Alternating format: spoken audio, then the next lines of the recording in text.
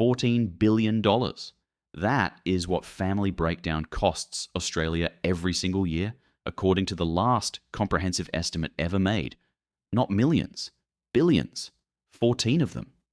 And here is the first scandal of this episode. That estimate is more than a decade old, because since 2014, no Australian government has bothered to count again. $14 billion a year in government assistance payments and court costs flowing out of a system that traumatizes children, destroys families, and makes lawyers extraordinarily wealthy. I am going to show you where that money goes, who benefits, and why, after 50 years, the people running this system have absolutely no incentive to change it. To put $14 billion in perspective, it is enough to employ 100,000 registered nurses for an entire year at full cost to the employer. It is bigger than the government's entire Housing Australia Future Fund, the $10 billion centrepiece of national housing policy, with $4 billion left over.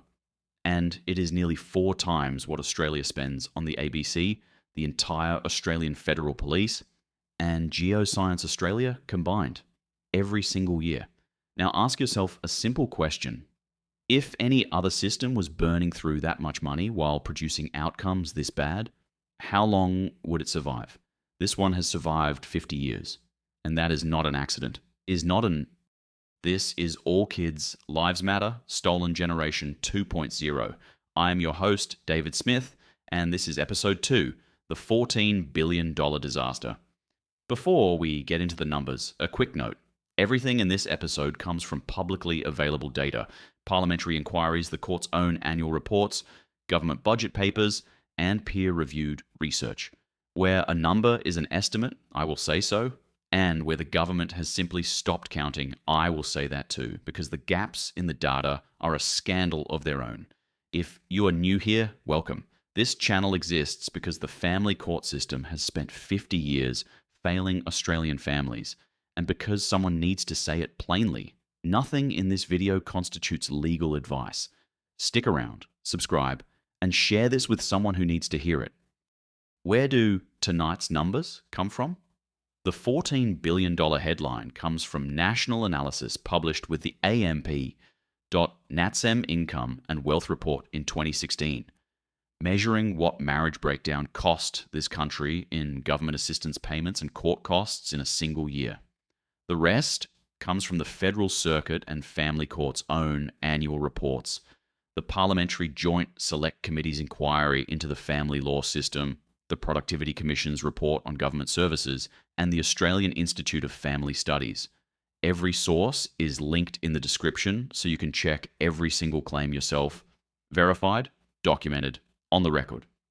So where does $14 billion a year actually go?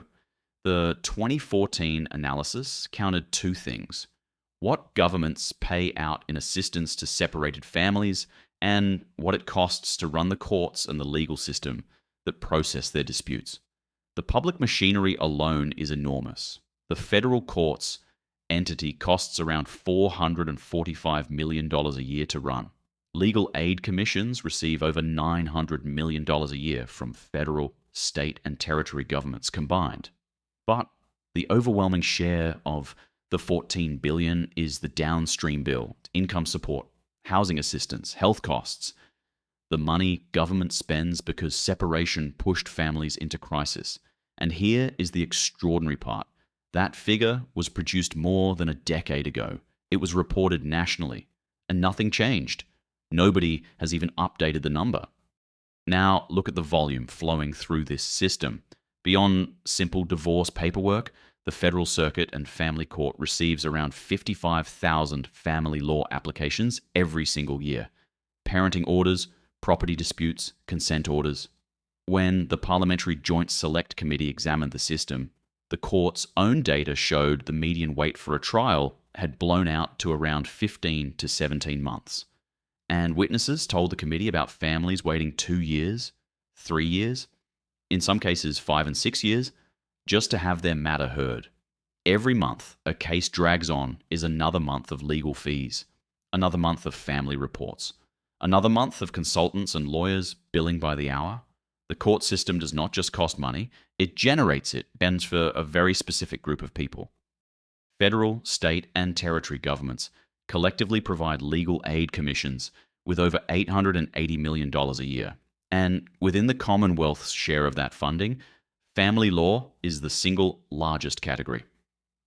Nearly all Commonwealth-funded legal aid grants are family law matters.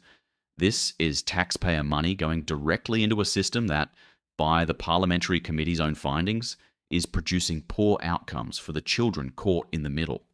The cruel irony is that legal aid often does not go far enough. Thousands of Australians walk into family court alone because they earn slightly too much to qualify for aid, but far too little to afford a private lawyer. These are the people the system grinds up most completely. One of the most overlooked costs in the family law system is the family report industry. Family reports are documents written by psychologists or social workers, which the court uses to decide where children live. They are critical, and they are extraordinarily expensive. Evidence before the Parliamentary Committee put privately commissioned reports at $5,000 to $20,000. In Sydney, regularly around $15,000 plus GST. One professor of law told the committee of reports costing $12,000, $15,000, $20,000. The court ordered pathway is cheaper, but the committee heard that process takes close to a year, with overworked report writers sometimes taking up to 12 months.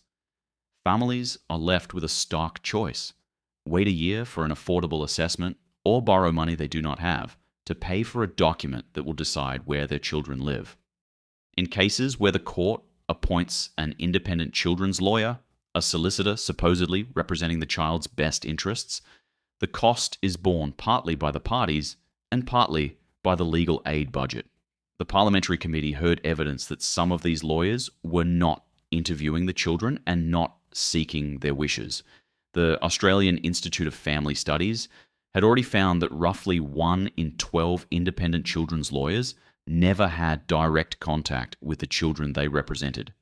In South Australia, more than 1 in 4. And here is the detail that should stop you cold. It took until 2023 for the law to even require these lawyers to meet the child. Until then, there was no legal obligation at all, and the parties still paid for it. Now to the costs that do not appear in any budget paper.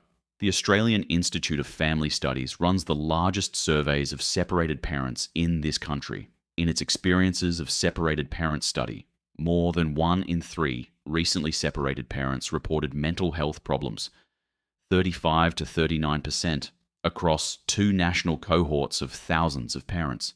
These are people who entered a system seeking protection and fairness.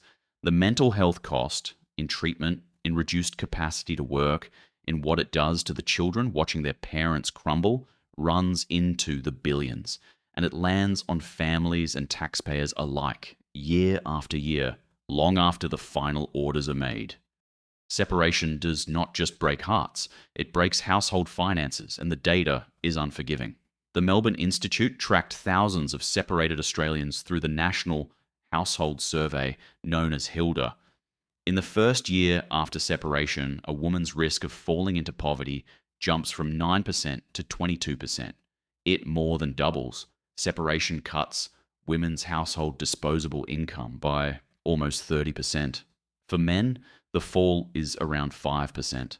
That is money not spent on children, not saved, not taxed. And for the families dragged through years of court proceedings, the legal fees compound the damage. The system takes people at their financial breaking point, and then it bills them. The link between family breakdown and housing is one of the most underreported parts of this story. When the Bureau of Statistics asked Australians about their most recent experience of being without a permanent place to live, almost half, 48%, named relationship or family breakdown as the reason. It is the leading single trigger for homelessness in this country.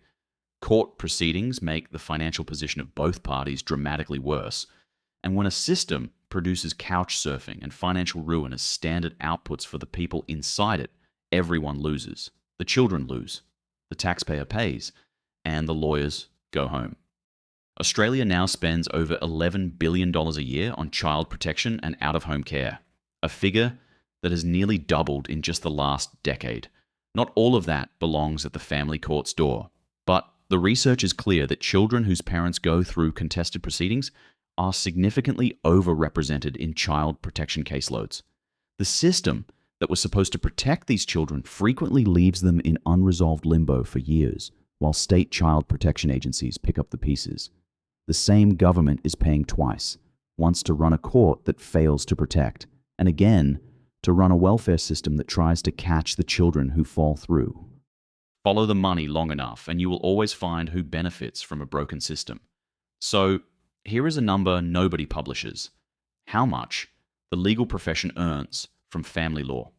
The legal services industry in Australia turns over around $35 billion a year. Family law's slice, solicitors, barristers, mediators, family consultants, is estimated in the billions. 2.5 to 4 billion is a reasonable conservative estimate. And I will call it exactly what it is, an estimate, because no institution counts it. Ask yourself why.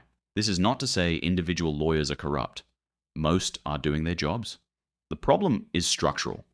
A system that rewards billable hours has no financial incentive to resolve matters quickly. In economics, this is called a perverse incentive structure.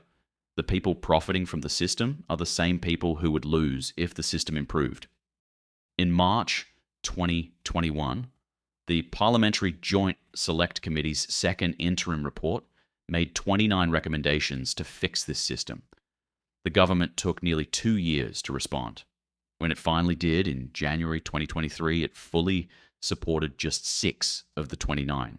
A handful more were supported in principle. Roughly half were merely noted, which is the polite Canberra word for ignored. Now, some reforms did happen. A national list for enforcement matters, more registrars, and that legal duty for children's lawyers to actually meet children. Credit where it is due. But most of the 29 have never been implemented in full. And the deepest problem the committee documented, the economics of a system that profits from conflict, was left entirely untouched. The bills keep coming. The children keep waiting. The system is not going to fix itself. It has had 50 years to try, and it has failed every time. Change will only come when enough Australians demand it, loudly, publicly, and specifically. So, here is what I am asking you to do right now. First, share this video today with one person who has been through the family court system and one person who has not. Second, contact your federal member of parliament. You can find their details at aph.gov.au. Tell them you want the Joint Select Committee's 29 recommendations implemented in full. And tell them you want the true cost of the family law system counted and published annually, because the last honest count was more than a decade ago. Third, subscribe. We publish a new episode every fortnight, and we are just getting started. In the next episode, we go back to where all of this began. The 50-year experiment. How Australia built this system in 1975 and never once checked whether it worked. I am your host, David Smith. This has been All Kids' Lives Matter, Stolen Generation 2.0, Episode 2, The $14 Billion Disaster. The research documents referenced in this episode are linked in the description below. Every number, every report, every source, check them for yourself. The children deserve better. The system must change. See you in 2 weeks.